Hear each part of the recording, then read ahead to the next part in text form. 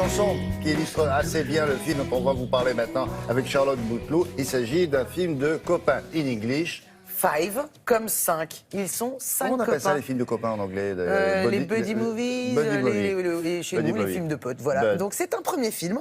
Igor Gottesman, ça ne vous dit rien, mais il joue dans le film. Vous le voyez tout à l'heure sur l'affiche. Il a une vingtaine d'années, il est acteur, mais il en avait marre d'avoir des petits rôles. Alors un jour, il s'est dit, le plus simple, c'est encore que je m'écrive un rôle. Il a écrit un film. C'est lui. D'accord. Il a écrit un film, il s'est écrit un rôle, il a été voir son copain Pierre Ninet, parce qu'ils sont très copains. Pierre Ninet, mais évidemment, banco, je joue dans ton film. Et là, d'un coup, Igor Gottesman n'a pas eu de problème à trouver un producteur. Parce que oui, Pierre Ninet, je vous rappelle que l'année dernière, il a reçu le César du meilleur acteur pour Yves Saint-Laurent. Plus jeune césarisé de France. Il n'a que 26 ans, Pierre Ninet, qui a quitté la Comédie Française l'année dernière. Alors, ils sont 5 amis d'enfance dans le film, 5 amis qui rêvent de connaître les joies de la colocation. On a tous eu envie de faire ça. Certains l'ont expérimenté. Oui, certains l'ont regretté, certains sont Certains l'ont plutôt regretté, contents. certains sont continuent. toujours encore en colocation. À 52 ans, ils sont encore en coloc avec des potes, Voilà. mais ça, c'est une autre affaire. Bon, le problème, c'est qu'ils n'ont pas les moyens, ça coûte cher. Mais voilà, un jour, un des leurs, un des copains, Pierre Ninet, dit « Les gars, ça y est, c'est bon, j'ai trouvé l'appartement de nos rêves, je vais payer la moitié du loyer parce que mon père m'a donné de l'argent. » Pourquoi ? Parce qu'il fait croire à son père qu'il suit des études de médecine. Donc papa est très content. Il allonge.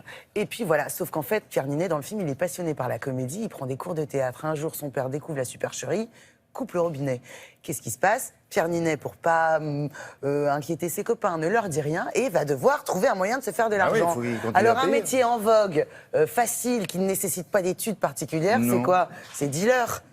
Mais bon, c'est quand même un métier, quoi. Donc ça va dégénérer. Ça demande une formation ? Il paraît. Il y a des codes. Alors, on a rencontré Pierre Ninet, vous allez voir, on a bien ri. C'est une comédie très sympathique. Je tiens à dire quand même qu'on est entre l'humour de Judd Apatow, vous savez, ce réalisateur américain qui nous fait des teen movies comme 40 ans, toujours puceau ou en cloque mode d'emploi. Oui, ce sont les noms des titres. Et Cédric Clapiche, ce qui dépeint si bien cette jeunesse d'aujourd'hui, le péril jeune ou l'auberge espagnole. Alors, rencontre avec Pierre Ninet. Bonjour Pierre. Bonjour. On dit qu'on choisit pas sa famille, mais nous, on peut dire qu'on a choisi la nôtre. Depuis qu'on se connaît, on rêve d'habiter ensemble. Je viens de vous trouver un putain d'appartement. Vous mettez 500 chacun, je paye tout le reste. Alors là, premier film, un coup de foot sur le scénario, vous n'allez pas me dire le contraire. Ou est-ce que c'est parce que c'est un vrai pote dans la vie ? Bien sûr, ouais, complètement. Après, c'est vrai qu'on s'est rencontrés il y a 6 ans déjà. Ouais. Ça fait 6 ans qu'on écrit ensemble, qu'on travaille ensemble, qu'on pense à produire des choses ensemble. Donc on a eu une belle histoire artistique déjà, un vrai coup de foudre amical. Et le film, c'était ça. C'était travailler ensemble et amener cette authenticité de notre amitié à l'écran qui allait déjà être là. Et qui se sent et qui transparaît. Il vit en colocation, je crois. Ouais, tout à fait. Igor, il est encore en colocation, qui parle de trucs très personnels dans le film. Ouais. Est-ce que ça vous a tenté, vous, lorsque vous étiez étudiant, la colocation ? À mort. Mais c'est un épisode que j'ai pas vécu. Assez vite, je me suis retrouvé sur les routes, voilà, à parcourir la France avec des gens plus âgés parce que je faisais des tournées théâtrales. Je me suis éclaté, vraiment. Ouais. C'est à refaire, je referais pareil parce que le théâtre, ça m'a vraiment formé, ça m'a fait grandir. Donc le film Five, il m'a fait revivre un petit bout de ce que j'ai pas vécu. En tout cas, de cet épisode colocation, de vivre avec des potes, de rêver ensemble, de se soutenir ensemble. Ça, c'était assez dingue, c'était assez magique. Je suis en scooter, tu veux que je te défonce ? Pause, poser. Tu veux que je te dépose ? Je suis en scooter. Ouais. Là, c'est sûr, maintenant, je suis dans la merde. Mec, je te propose qu'on s'associe. On fait 50-50 tous les deux sur les bénéfices. Allez, on le fait. Sérieux ? On le fait, je suis chaud. On ne vous a pas vu dans un mauvais film, c'est simple. Pierre, est-ce que c'est vous qui avez vraiment du nez ou est-ce que vous avez un bon agent ? C'est très dur de se rendre compte ce qu'un scénario va devenir. Maintenant, je crois que la seule règle, c'est d'aller vers ce... Quand on lit, si on se marre ou si on a une vraie émotion, ou voilà, faut y aller. Moi, Five, par exemple, le scénario, j'étais mort de rire du début à la fin. Il y avait un truc tellement authentique sur la jeunesse et qui en même temps peut parler à tout le monde parce que ça parle d'amitié, tout simplement. Que voilà, j'y suis allé.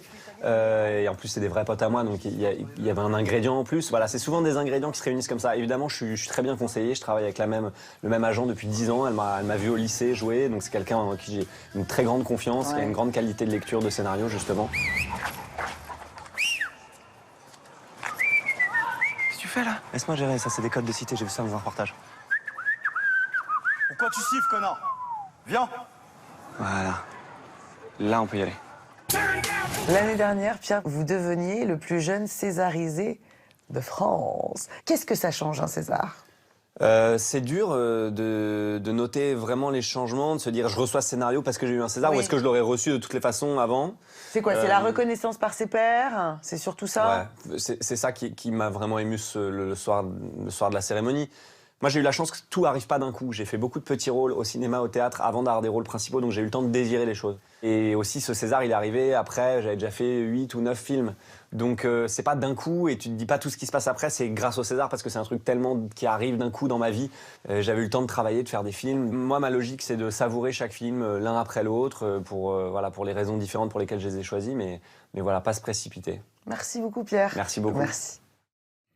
Ça a l'air bien écrit. Qui a écrit ça? Ben, le réalisateur, Le réalisateur, Edgar Gottesman. ah ouais. Vous avez vu, il est très gracieux, assez modeste, Pierre Ninet, 26 Bien ans. élevé. Bien élevé, c'est agréable.